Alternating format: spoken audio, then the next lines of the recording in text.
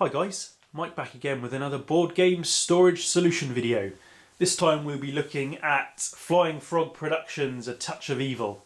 These are the same guys who did Fortune and Glory. So if you've seen my previous video, my storage solution video for Fortune and Glory, these are the same people. This is a horror game based in the 19th century in New England, where you play one of several heroes. And all the heroes here are on the front of the boxes, apart from this guy here, who's a villain.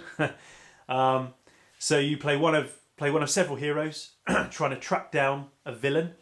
And throughout the game, you're trying to build up your strength, your characteristics, collect items, gain allies, to finally reach the showdown with the villain at the end of the game, and then try and defeat the villain. Basically, is the crux of the game. Really cool game. Obviously, Flying Frog from their photographed box covers, and all the artwork in there is actual people rather than artwork, if you like, drawings. I should say. But really cool theme. Some people call it Arkham Horror Light, and it's certainly got less components than Arkham Horror, but it's still got a fair few that you need to organise. So this is my kind of point of making this video, just to show you guys how I store A Touch of Evil. I should mention before we start, this is the main game up here, for those of you who don't know. And then we've got two big box expansions, Something Wicked and The Coast. And then we've got two small box expansions, Hero Pack 1 and Hero Pack 2, which contain 4 new heroes in each pack, and a new villain, and a couple of new cards. I think you get 10 new cards just to fill out the base game decks. So not a huge amount in Hero Pack 1 and 2. You get a lot more in Hero Pack. In the first and second big box expansions. But we'll go through that now and show you how I store it. So on to box 1. Okay, so this is the first box. This is the base games box, and in the first box, we have made our 5mm black core foam insert, and done pretty much the standard storage solution that I've been doing for most of my games. But it works well for me. I like how, basically all I need to play the game is this box, with a few more components from the other boxes. But pretty much this is it. So to start off with, like I say, we've made the inner black core foam storage sections, and we've got a box here. This is not a Plano box, which is what I'd normally use, but just a box from my local hobby shop. It's a bit cheaper looking, but the sections are better suited. So in the first box, we have got your militia tokens here, your investigation markers, your wound markers, your 1s and your 5s, your villain tokens that give them more combat points and more wounds.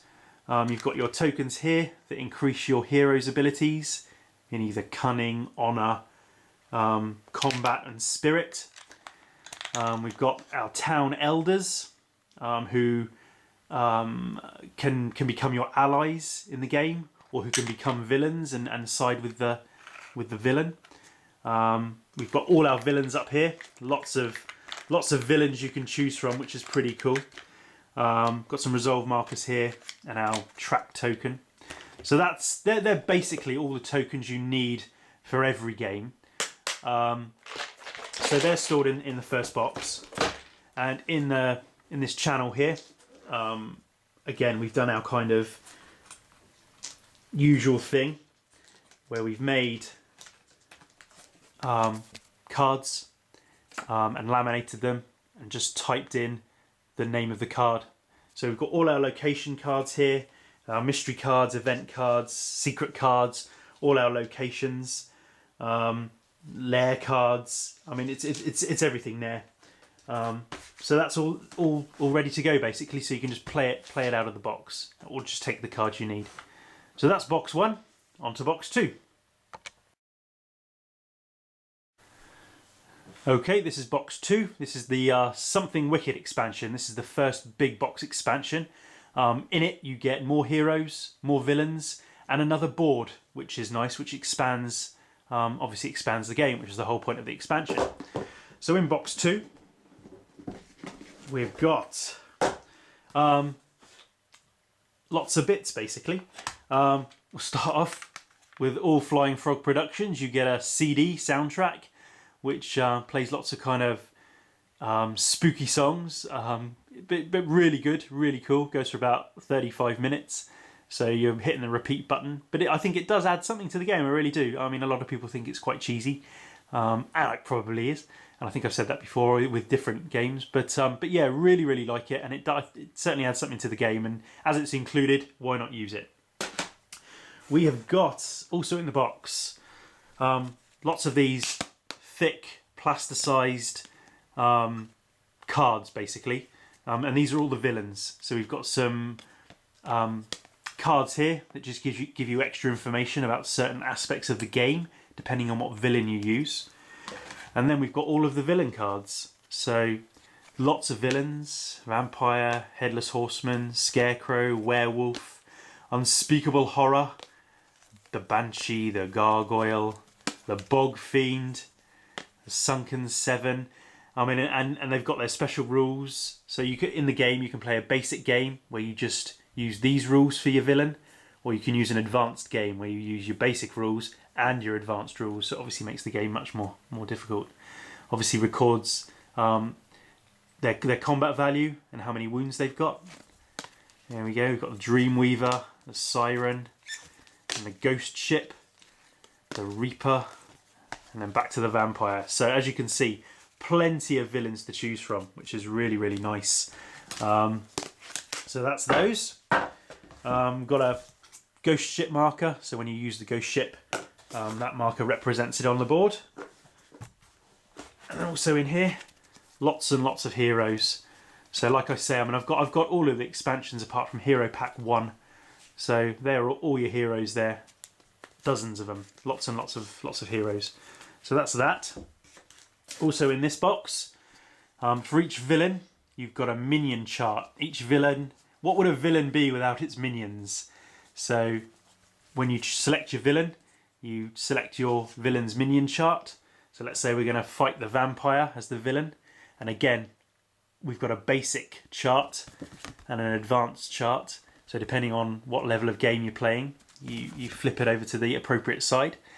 And there we go. So the Vampire has got minions of bats and the Walking Dead and the succubus. And then on the advanced side, you can add wolves to that as well. So really cool. So it gives you all their stats if you end up fighting them on the board. But really cool. And then last but not least in this box, we've got 2 of the smaller boxes with all of the minion tokens. So again, having said that, I just used the first box to play out of basically. So before I'd set up, I'd choose my villain and my hero. So I'd select one villain card and however many heroes I was going to play and the minion chart, and then just pull. These are all divided up. So these are all the different minions for the different villains. So we've got them all separated so they're for easy access. So I just pull these out basically. So I don't need to take this box to the table effectively. And then in the second box, we've got a few more minions up here for different villains. And these are all counters that Flying Frog provide you that haven't got any relevance in the game at the moment, but they say for future expansions and for you to do house rules and things like that, you know, they might be useful. So these 2 smaller boxes stack. Again, black core foam insert. I don't need to divide the box off because it all fits quite nicely. The minion charts fit in there quite nicely. And then we've just got our hero cards stacked there, our villain cards stacked there, and again, some room there to add more of these cards. And then just put the CD in on top. So that's job done. So that's box 2. On to box 3. Okay, this is box 3. This is the Coast expansion, which came out this year. This is a 2012 release. And this is the last box, storing everything else, basically.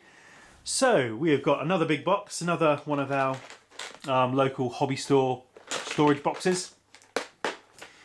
So in this one, and again, don't need to take this box to the table. I just pull out the markers that I need. So these larger tokens here are villain specific, so I only need them if I'm playing certain villains. As are these. The haunted tokens are expansion specific, and the sleepless tokens are villain specific. So don't need to take this box to the table at all. I just need to pull tokens out if I'm playing a particular villain. We've got all sorts of miniatures. Each hero gets a miniature figure, so that's really cool. Very, very nice quality. Really, really spot on sculpts. These can be painted up very, very nicely. But at the moment, for storage, I'm just going to keep them in this box. I wouldn't paint them and then just chuck them back in here. So if I painted them, I'd have to rejig my storage solution and put them in foam. So I'm not going to do that. And as usual, with the Flying Frog games, they provide you with those really tiny dice, which I don't like. So I switched them out and bought some black dice, just because it's a game about evil villains. So I thought black dice was appropriate. And then occasionally you need to roll a d3, so picked up one of those. As with the Fortune and Glory games, so I did exactly the same thing. So that's the big box. That's the other storage box for parts, and that's all your components basically. That's all the tokens and things. We've got the Shadow Track, which tracks you on a cooperative game and the competitive game. So depending on where you are on the Shadow Track, shows how healthy the town is. You start up at 20, where the town's quite healthy, and as the villain grows more powerful, the Shadow Track clocks down to 1, and then if the Shadow Track goes off if the marker goes off the 1, you've effectively lost the game. So that's the Shadow Track there to keep sort of tabs on you. And then you've got these boards.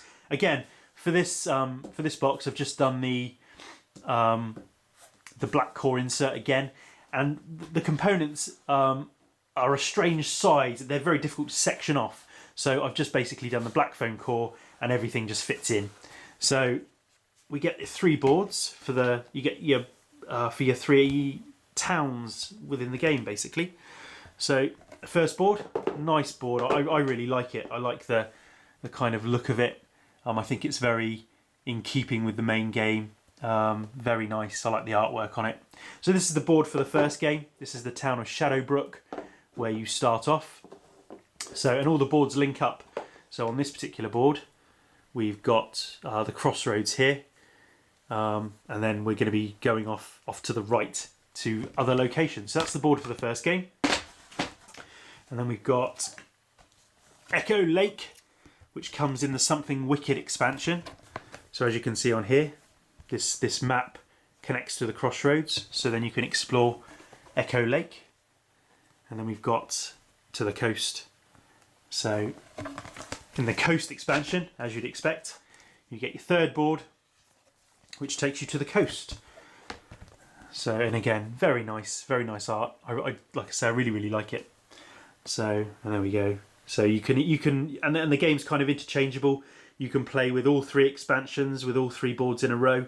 The Shadowbrook board is sort of compulsory, and then you can add on the coast to Shadowbrook or to Echo Lake and use them all, or use 2. But one thing I did notice, for those of you that probably play Touch of Evil, there's another offshoot here. There's another path going up this way. Doesn't say where to, but it's the only path that moves off the board from any of the other 3 boards. So I'm assuming in the future there might be another expansion going north, maybe. So that'll be cool.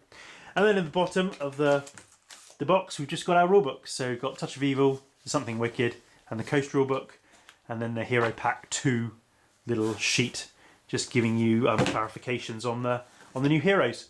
So like I say, still Hero Pack 1 to pick up. which I will kind of in the next couple of weeks, I suppose. And that's it. That's how I store a Touch of Evil.